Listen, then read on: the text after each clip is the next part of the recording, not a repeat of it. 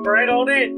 You're at Father Fish. I left Venice 2.5 years ago, June of, I guess, 21, 22, June of 22.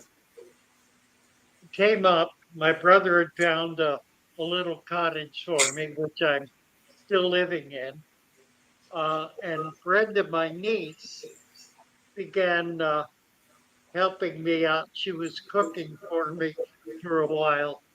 And then we started selling plants online. And we were doing about 15 or 20 orders a week. So she would come over to the house once a week and we would put together these orders and ship them out. We were doing our substrate. We were doing supplement and a few plants. That has grown into about 150 orders a week, plus a store and 3 full-time staff, including not including a number of people around the country who are involved with us through our Discord, their YouTube, and as support for all of these activities. So we've become quite an organization. I think currently there are 8 people on payroll, um, spread all over the world. We have a person in Sri Lanka who does video editing, another person in Denmark who is one of the writers for a book that we have published on as an ebook that you can get um, through our Shopify store. If you go to fatherfish.fish, fatherfish.fish is the main source for all of the links having anything to do with our activities. So you can click on that, and that'll get you into our store. It'll also get you into our Discord server. Our Discord server is remarkable. We have about 50 people who are trained to teach exactly how to do natural aquariums, deep substrates. There is also a group on our Discord who have been writing a book for about 2 years.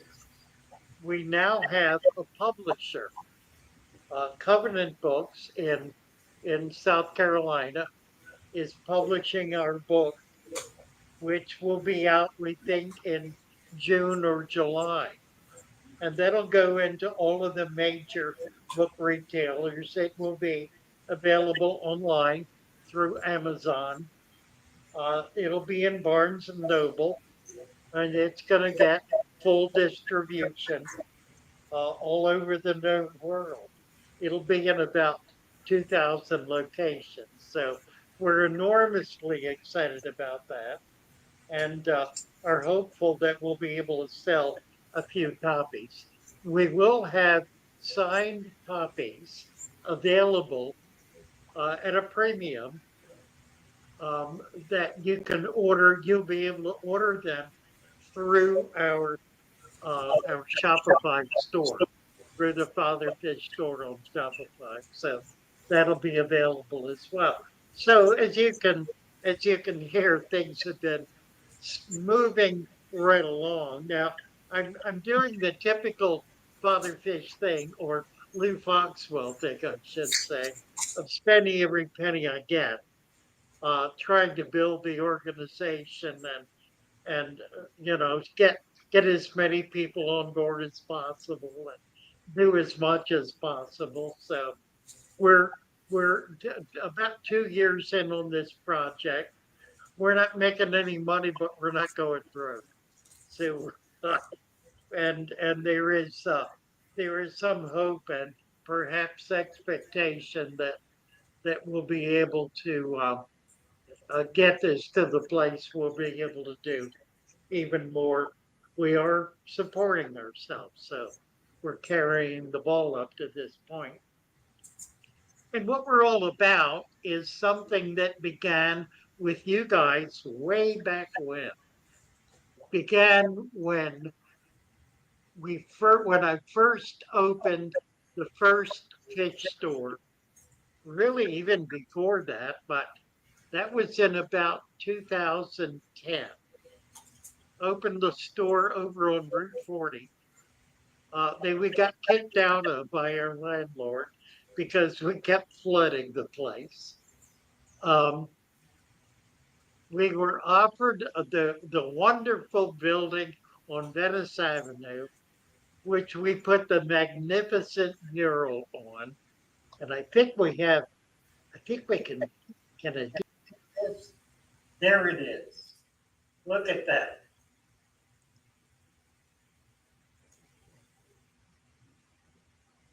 So we did that, and that began to open the door for where we were headed, which was in the direction of doing something that I had always had my heart on. Like so many of you, I got involved in in this hobby as a child. I was fascinated by aquariums. Just couldn't get enough of it. And then I had a dozen aquariums in my parents' basement when I was a teenager and was doing all kinds of crazy things. And have kept tanks. I don't think there has ever been a time in my life when I did not have at least one fish tank.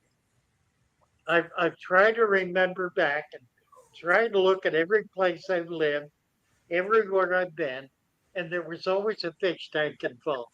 I always had at least one. So I've never been without an aquarium. But through it all, I realized that it's not an easy hobby for everybody. It's kind of tricky and there's a lot of failure involved. You're dealing with live animals and live plants and what really is a foreign environment. I mean, we're putting them in water for heaven's sake. That's we don't live in water. We we may require it for our life, but we don't spend our lives with gills. And so we really don't experience that very directly and don't really understand its impact. So as a result, most of the people who try to keep an aquarium fail. And I took on the burden of trying to figure out what I could do, what I could teach, and what I could offer that would make it easier for people to be able to keep aquariums, keep them alive, keep them healthy, keep the fish going, maybe get some plants growing, and make it the kind of joyous experience that gets everybody into it in the first place. Nobody buys their first tank unless they are excited. You don't go out, oh my God, I've got to buy a fish tank because my kid's got to have a tank. I hate this. I hate it. I hate the tank. I hate the fish. Nobody does that. Everybody loves it. They love the fish tank. They love the aquarium. They're so excited about it. And so they try to do everything, try to learn what they can. They talk to people who do not have their best interests at heart. The big box stores are the worst culprits of all because all they care about is selling dry goods. That really is all they care about. And the more of them they can sell, the better. And the best way to sell them is to sell people sick fish and give them bad advice because that'll mean they'll come back with problems to solve. And the problems are solved by them spending a lot more money. It is an utterly and thoroughly despicable approach to the hobby. And I hate it. And I hated it back then. and I wouldn't do it. I refused to do it. So I worked at trying to figure out a way around that. And there were some people who were also working at it, a bunch of people. Way back when, a man who I met as a teenager, his name was Merle Cohen. He was one of the founders of the modern hobby, except he was a hobbyist. And he traveled all over the world running his business. It was called Aquarium Products, located in Glen Burnie. He started a shop. I met him on Greenmount Avenue in Baltimore when he had a little shop there. He moved out of there into an enormous $20,000, a 20,000 square foot warehouse where he sold enormous numbers of fish and dry goods and wholesaler. One of the first major wholesalers in the country. I met him again when I began working on the National Aquarium. And by then, he had focused on an approach to fish keeping, which included saltwater fish keeping, that promised the ability to be able to maintain fish in a healthy environment. And he was working on this. He had learned the basics from a man in Malaysia who was setting up big saltwater tanks in hotel lobbies with no electricity. They were open systems sitting out in the open, and they were alive with coral and fish. And it was amazing.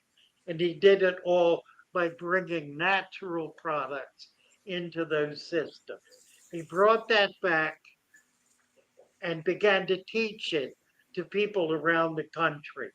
Some of the first folks who picked it up were GARF, the Geothermal Research Foundation in Iowa or Idaho, and they're always kind of mixed up. And they set up a coral breeding station on top of a thermal vent, and it was all outdoors. And they raised coral, every imaginable coral. They developed what they called miracle mud, which I call aqua preta. Aqua preta is my contribution to the cause of creating a substrate that does not deplete of its resources. So that was one of the first things that developed when we hit Venice Avenue. We began putting that together. And we started doing dirted tanks, deep dirted tanks with sand caps. And that was critical because that made it possible to have a dirt aquarium without having muddy water.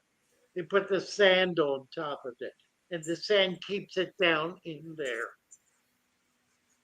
and it allows the plants to grow. They can take root in the sand and grow into the soil. That began the natural aquarium, a la Father Fish. And that's what that store was. And that's what this store is. And that's been my entire approach on Facebook. I mean, on YouTube.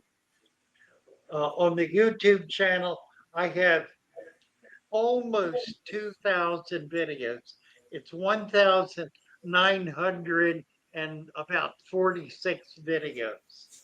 Almost 2,000 videos that I've published over the last 5 years. I guess it's just about 5 years. I've been on YouTube, and we've reached a level of 300,000. We just broke 300,000 subscribers. And we are making on YouTube about 10% of what we were making when we had 50,000 with YouTube. They have cut and cut and cut and cut and cut. the amount of money that they pay creators, it is now substantially less than 1% of the gross income that they derive from publishing our videos. I noted that they're beginning to come up on charges now in the court system for their, I don't remember what the technical name was. It has to do with being um, a monolithic video information center that does not permit the kind of general access to the resources that they are absconding with. So I think what we will begin to see in the near future will be more businesses of the YouTube type that'll be growing up like newspapers. There won't be just one newspaper. There will be numbers of newspapers, numbers of servers that will be able to provide. I envision a tropical fish or maybe larger, a pet server that will only provide information and resources about the pet industry. It's a vast, huge industry, and it deserves much, much more than the tiny little bit of access that it has on the current YouTube platform. We, we, the entire pet industry reaches less than 1/10 of 1% of the entire YouTube platform and is blocked from accessing more than that. So I think these things, as we do more, as we grow, as we expand, we're pushing out the walls, and we're making things. We're aggravating the power structures. We're opening things up.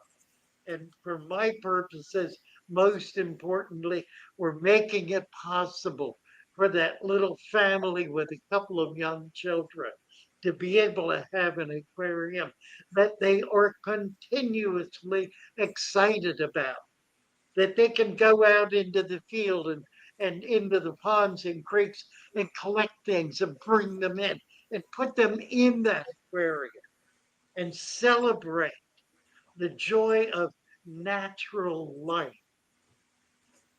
And of course, the hobby is expanding to the point that, my word, there are so many fish available. That's what I'm doing here in this little shop. I don't have many tanks. I have very few tanks, but I have species you will never find in most other stores. You'll certainly never find them in a big box store. Exciting little fish. Just came across one. I've got to show you. This fish has been right there. Does anybody know what that is? Can you see it? That is a mascara barb. They have been absolutely unavailable for 20 years. Nobody has been able to breed them. And there they are. Look at that. Just, and they're stunning. These are young. They get big. They get 3 to 4 inches. And they develop a lot more red, white, black. They're beautiful fish. Amazing fish. So many things like that. The big tanks that we're going to be putting, getting set up soon. I'm going to be working with predatory fish, and we're going to get some real beasts in. We will have stingrays. We will have tiger fish. We will have paddlefish. We're going to have some real monsters in here. It's going to be really exciting. And all of them will be living in natural aquariums, balanced aquariums, healthy aquariums, aquariums that grow plants, aquariums that don't require constant water changes because they're not being polluted. If you have to do water changes, it's because you're polluting your water. Get real. That's absolutely true. Now, there are some methods of fish keeping that there's no alternative but to do that because you really cannot set up, particularly in breeding operations, where you're trying to crank out large numbers of fish. You can't do a natural aquarium because it does limit the numbers. It has to be balanced. So if you want to crank out 1,000 fish in a 100-gallon tank, you're going to have to do some things that involve pretty expensive water changes. But people who are on that level know what they're doing. That's not the average hobbyist. That's not the young family that's trying to have a little community tank. So, and it's not fair to expect them to practice what master aquarists practice as a means of being able to keep a little community tank.